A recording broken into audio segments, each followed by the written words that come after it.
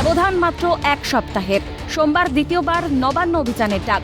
প্রথমে পথে নেমেছিল চাকরিহারা শিক্ষাকর্মীরা, এবার চাকরিহারা শিক্ষকরা। যোগ্য শিক্ষক শিক্ষিকা অধিকার মঞ্চের তরফে অভিযানের ডাক দেওয়া হয়।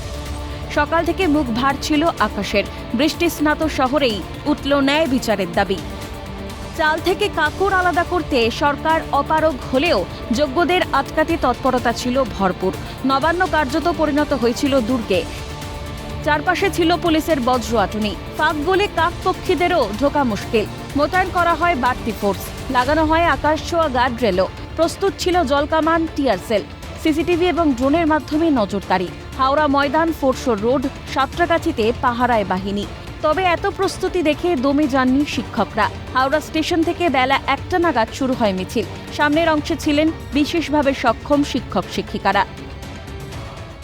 হাওড়া সিটি পুলিশের যে কড়া নিরাপত্তা সে বলাই মুড়ে ফেলা হয়েছে, সেই ছবি যেরকম দেখিয়েছি। আর ইতিমধ্যে যে মিছিল শুরু হয়েছে সেই ছবি দেখাচ্ছি। সামনের অংশে রয়েছে বিশেষভাবে সক্ষম যারা চাকরিহারা শিক্ষক শিক্ষিকারা রয়েছেন তারা। আজকে আমাদেরকে বাধ্য হয়ে ফর্ম ফিল আপ করানো হচ্ছে। আমরা কিন্তু প্রথম থেকেই বলে আসছি, ডে 1 থেকে পরীক্ষায় আমরা বসতে পারবো না, কারণ একই যোগ্যতার ভিত্তিতে কতবার পরীক্ষা দিতে হয়। অন্যায় করছেন। আজকে এই গভর্নমেন্ট আসার পর পুরো প্রাইমারি থেকে শুরু করে আপার প্রাইমারি, দেন হচ্ছে আপনার 9, 10, 11, 12, গ্রুপ সি, গ্রুপ ডি সমস্ত শিক্ষকরা আজ পথে। অভিনব কিছু প্রতিবাদের ছবিও ধরা পড়ে ক্যামেরায়। কারোর মাথায় কালো প্লাস্টিক, গলায় প্রতীকী দড়ি, আবার কেউ জেলবন্দি আসামির পোশাকে মিছিলে সামিল হন। যে প্রত্যেকটা যোগ্যতাকে যেভাবে বেড়ির মধ্যে রেখে দিয়ে আপনারা চাইছেন নিজের স্বার্থটাকে সিদ্ধি লাভ করার, অযোগ্যগুলোকে বাঁচানোর যে চেষ্টা করছেন, যোগ্যতাটাকে নষ্ট করে দিয়ে, তো আমার তো সেখানে মনে হচ্ছে যে আপনারা এটা ভুল করছেন। হতে চলেছে যদি এখনো পর্যন্ত সরকার এবং সুপ্রিম কোর্ট, হাইকোর্ট আমাদের পক্ষে সঠিক বিচার, ন্যায্য বিচার না দেয়, তাহলে এটাই আমাদের বোধহয় বাস্তব রূপ হতে চলেছে। এটাই তার প্রতীকী চিহ্ন হিসেবে আমরা তুলে ধরেছি। বঙ্গবাসী মোড়ের কাছে প্রথম বাধাপ্রাপ্ত হয় চাকরিহারারা। তারপর কোনো ক্রমে সেখান থেকে বেরিয়ে মিছিল মল্লিক ফটকের কাছে পৌঁছতেই বদলে গেল ছবি। লৌহ কপাট সাজিয়ে ঢাল হয়ে দাঁড়ালো পুলিশ। আটকানো হলো আন্দোলনকারী যোগ্য চাকরিহারা শিক্ষকদের। শুরু হয় শিক্ষকদের সঙ্গে পুলিশের ধস্তাধস্তি। আইন ভঙ্গ না করার বার্তা পুলিশের তরফে।